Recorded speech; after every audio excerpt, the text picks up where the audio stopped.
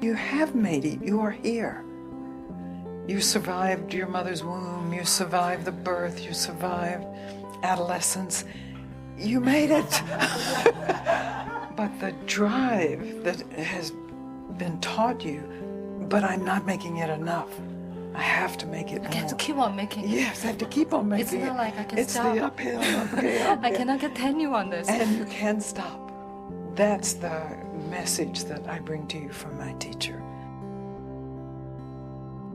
Hello and welcome to Being Yourself, Self-Inquiry with Gangaji. My name is Barbara Denapont, and I am very happy to welcome you to Gangaji's podcast. I've been diving into over 20 years of recorded archives, and these last couple of months, I've been focusing on this topic of self-hatred. Now, some of you might feel like that's a word you don't really relate to, but there is a word I think we can all relate to, and that is failure. Failure is perhaps what we avoid the most because underneath failure, there's a deeper fear, maybe what we might call the worst case scenario. What's the worst that could possibly happen if I don't make it, if I don't get this right, if I fail? So I want to bring you this dialogue. And I really like this particular dialogue because there's a way that as you're listening, you can just sit in the seat, so to speak. You can receive Gangaji's questions as your questions, as if you were right there.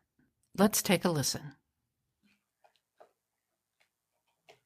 Yeah, I'm very new to the program, but after last night, I already started to see how this can help me. Oh, good. What did you discover? I have been working on acceptance and surrender for quite some time. But the way that I worked at it, now that after last night, I could see very clearly that I wasn't embracing or containing. I was still engaging with my mental stories. Excellent. And also sort of indulging. Yes. With your emotional stories, yes. I know, it seems suffering on the surface, overwhelmingly so. Yes. But there is some pleasure. Very interesting and humbling to realize that. Yeah, that's like almost like a feeding. I don't know how to say it. This is so clear, yes. It's Feeding. like, Feeding off your own suffering. I know. Yeah, it's shocking. Very sick, right? Reasonably, I don't think I would do that kind of thing. Right. But you know, it's like a dog gnawing at its paw or something. You know, Yeah. Something is missing.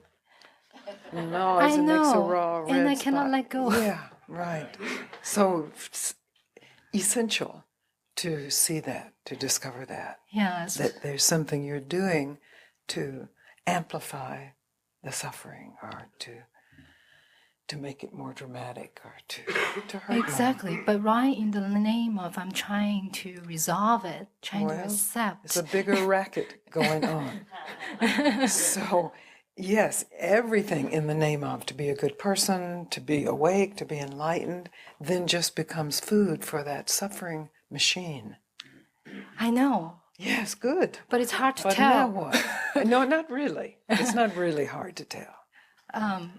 I'm learning. Well, you see, in any moment that you're willing to tell the truth, and you can see when you're not willing to tell the truth because it has a different feel to it. And it's like, not now. Well, I don't know about that. Or, okay, what's the truth here? Mm-hmm. Am I contributing to this suffering? Am I indulging this suffering? And then when you tell the truth, you then have a choice.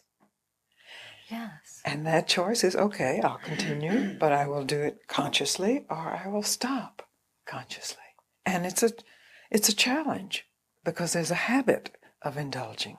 Exactly. But this choice is bigger than that habit if you are true to it. And last night I was brushing my teeth, but at the same time I'm watching your video. And then I suddenly realized, suffer or not, it's entirely up to me. Huh? What an insight. What an insight.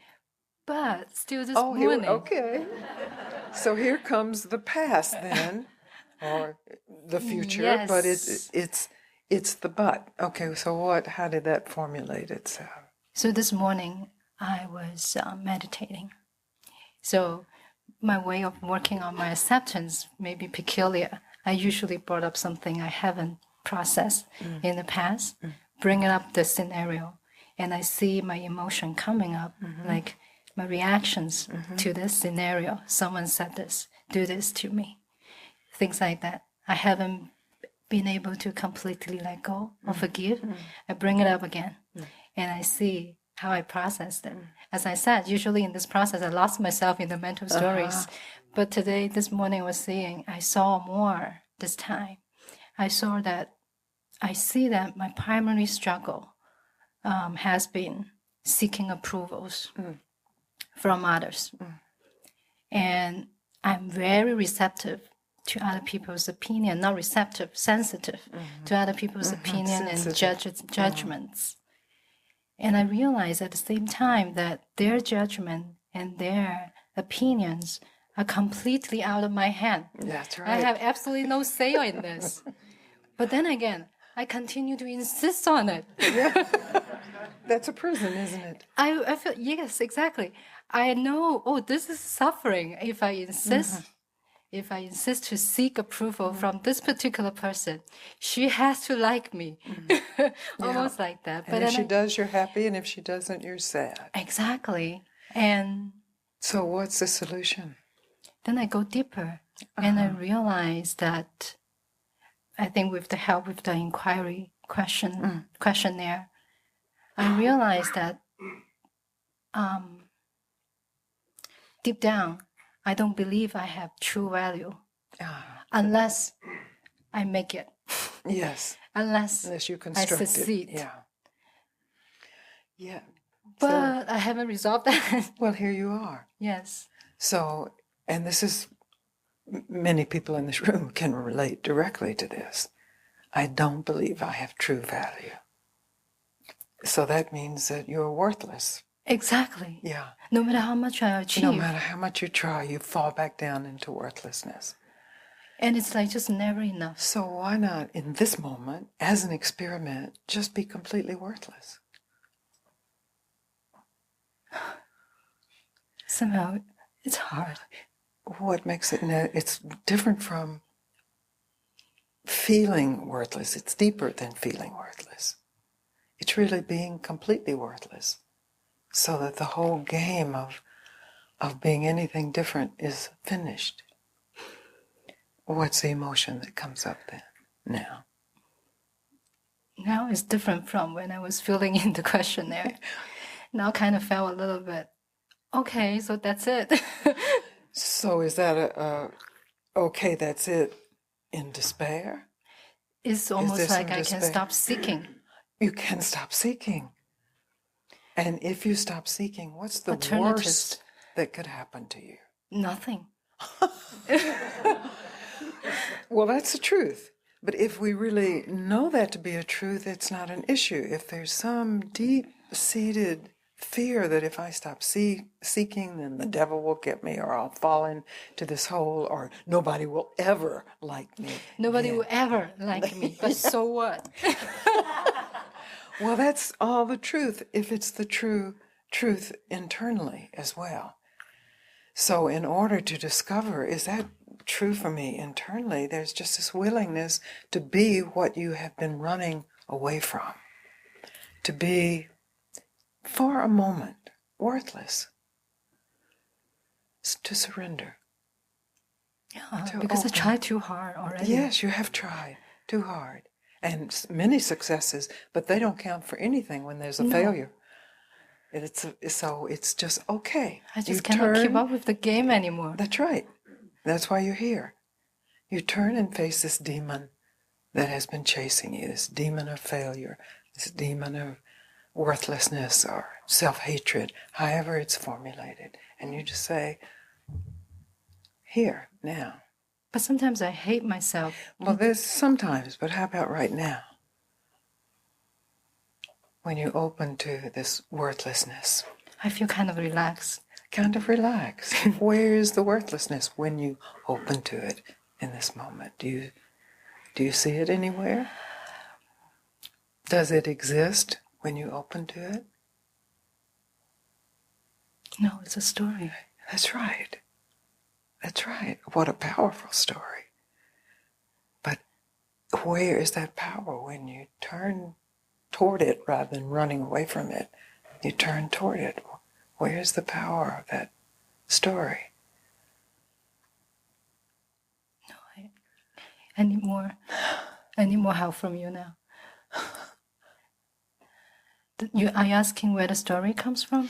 I'm asking when you recognize it's just a story, and where is then the power of that story? Does it still have power when No. you? That's it.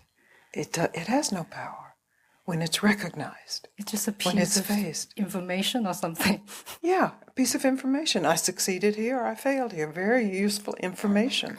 When we internalize that as that, oh, I'm a success or I'm a failure. Yeah, either way, it's suffering. Not useful. Yes. It's suffering, unnecessary suffering.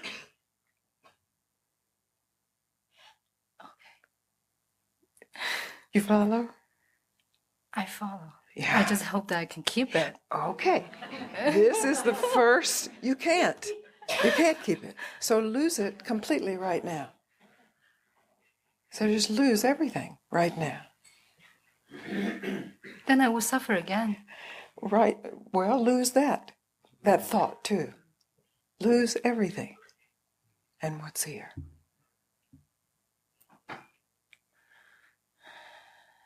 It's a little bit scary. Oh, good. It's a little bit scary. There's something deeper here then.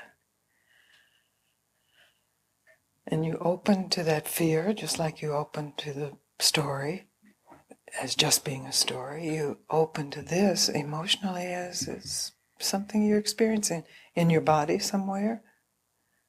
Emotions are somewhere in the body. Yeah, so. And also here. Yeah, so you let your attention just fall into it without a story, without an outcome or a future.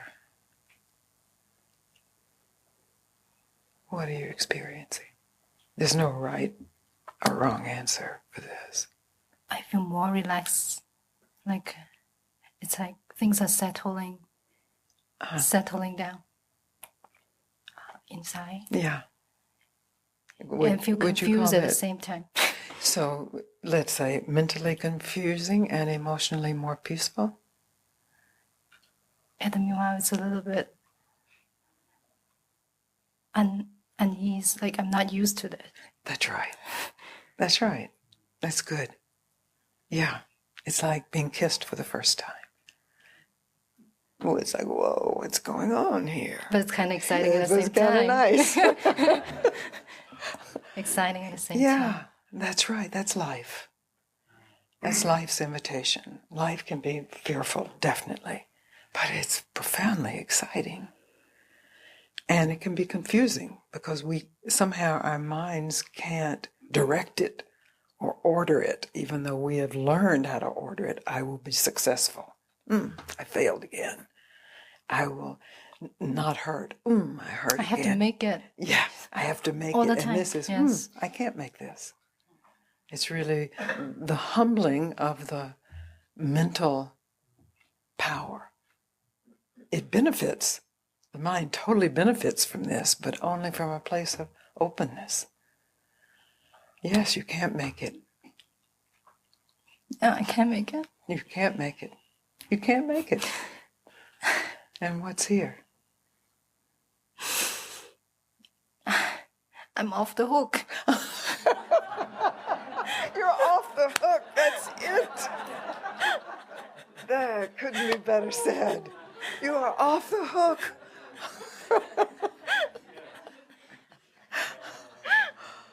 That's right.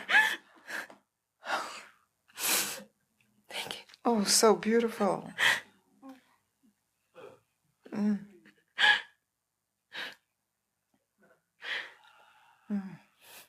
When you're off the hook, then you swim, you live. You see what's here, and maybe scary things, maybe confusing things, but you are free. You've been set free. I'm free. I can.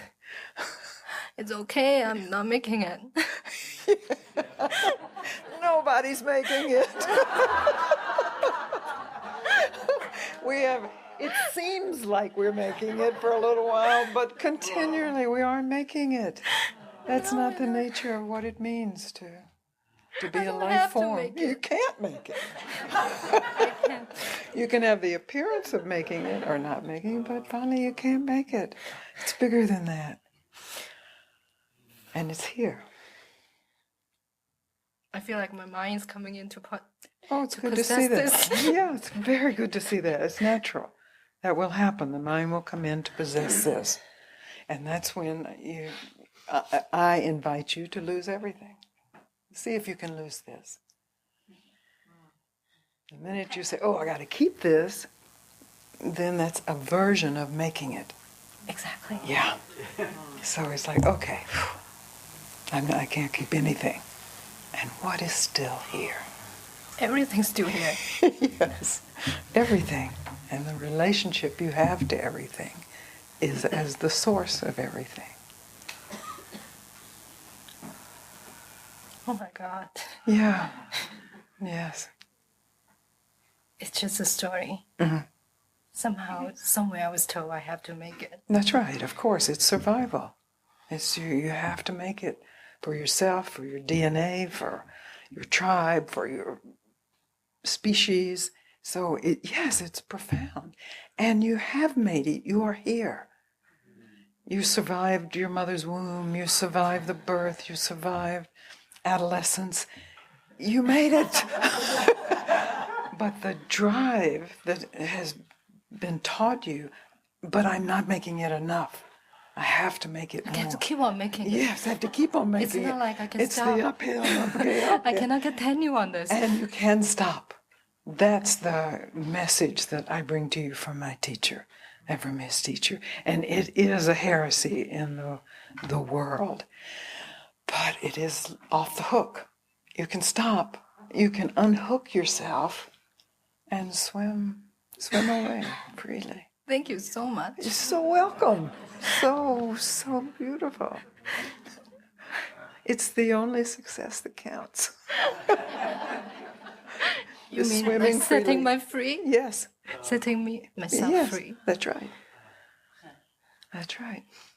I have been thinking, what is true success for a long time? Oh, well. Like I have to, somehow it came down to happiness. Oh, but it's hard to be happy all the time either. That's right.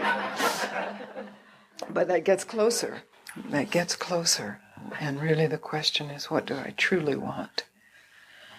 What do you truly want? Finally, absolutely want? Just be at ease and accept however I am. Mm-hmm. And where will you look for that? Actually, nowhere. That's right. It's the just... habit is to look somewhere. The prison is to look somewhere. But to stop looking anywhere is this opening that you show. It's just, oh, well then what's here? If I'm not looking for anything, what's here?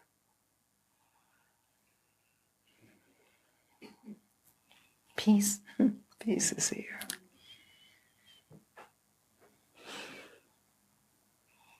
So beautiful.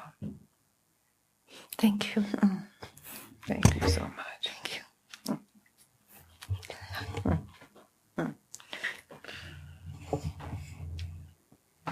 You know, we hope with it, we hear about peace, or we hear about happiness, and we hope that we can learn it. Or we hear about success. Or we hear about survival, and we hope we can learn it. And you can learn how to survive to a degree, and then it's out of your hands. You don't survive. And you can learn to be a success, but then you recognize, but there are places where I'm not a success. And because our mental power has grown so much, usefully, it's a good thing, because you do survive, and it's intelligent to survive, but there's an arrogance that goes with that power that continually has to be undercut by the same power. Because within your mind, you also know this is much bigger than what you can handle or do. And so this undercutting, this confusion, or this bad dream that comes up is really in support of your own unraveling and surrender. So I love the analogy of like a red light going off on your car. It means something's wrong with the car. It's a signal. But if you get mad at the red light for going off, or you unscrew the red light because it's an irritant, it shouldn't be there. You just got the car checked. Why is the red light going off? It shouldn't be there. It's like, oh, red light going off. Oh, suffering happening here. Oh, how is this pointing me to what I truly want, to what's always here, to what doesn't have to change in any way to be discovered.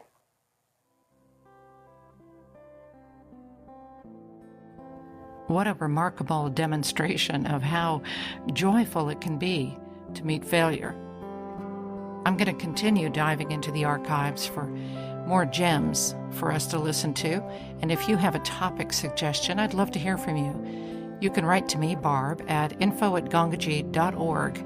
That's info@gangaji.org. And if you'd like to know more about Gangaji's in-person events, her online calendar, or to just find out more about the work of the Gangaji Foundation, I invite you to visit the website at gangaji.org. Thanks for listening. Until next time.